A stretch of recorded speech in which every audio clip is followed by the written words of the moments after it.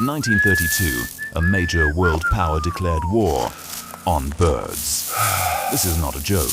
The Australian military, armed with heavy machine guns, was deployed to fight a plague of 20,000 giant emus. What followed? Drum in place.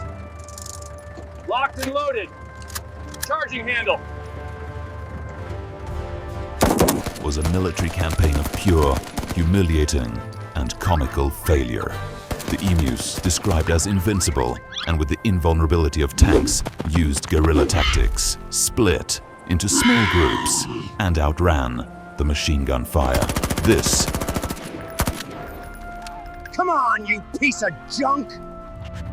Work! is the 100% true story of the Great Emu War. The war where the Australian army was forced to retreat, completely and utterly defeated by a flock of birds. The feathered foes strike back! Ha ha ha! Major Meredith is in full retreat! The army has been defeated by birds.